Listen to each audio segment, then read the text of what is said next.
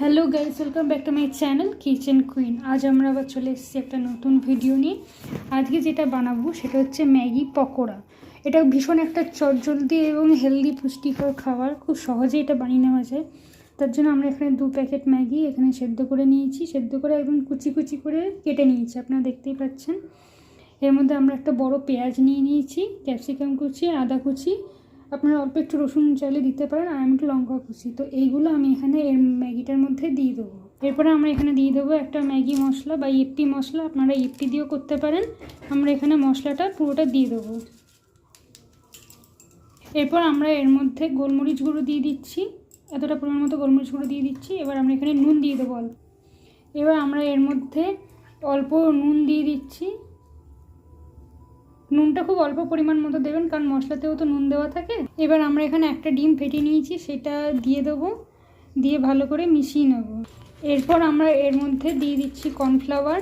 Cornflour দিয়ে আপনারা একটা ওই বড়া বা কী বলবো বলের আকারের মতো করে নিয়ে কড়াইতে তেল গরম করতে দিয়ে এটা ভেজে দেবেন। আমরা এখানে এতটা পরিমাণ মতো কর্নফ্লাওয়ার দিয়ে দিচ্ছি। এবার এটাকে ভালো করে মিক্স করে নেব।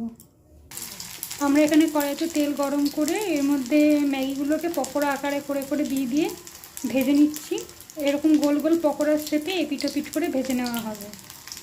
আমাদের কিছু পকোড়া রেডি হয়ে গেছে। এভাবেই আমরা বাকি পকোড়াগুলো রেডি করে আপনাদের সঙ্গে সার্ভ করে তারপর দেখাবো। আপনারাও এরকমভাবেই ট্রাই করবেন।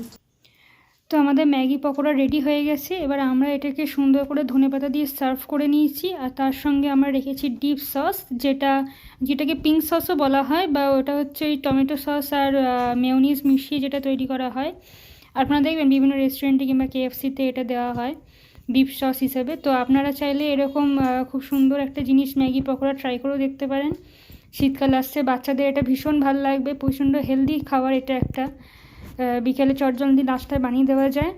আপনারা এটা করে অবশ্যই আমাকে কমেন্টে জানাবেন কেমন খেতে হয়েছে। আর আজকের মতো এই পর্যন্তই। নেক্সট ভিডিও পাওয়ার জন্য আমার চ্যানেলটাকে লাইক, শেয়ার অ্যান্ড সাবস্ক্রাইব করবেন।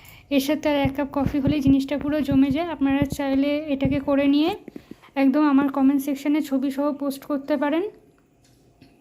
আপনারা ট্রাই করে অবশ্যই আমাকে জানাবেন কেমন খেতে হয়েছে। আজকের মতো এই পর্যন্তই। টাটা।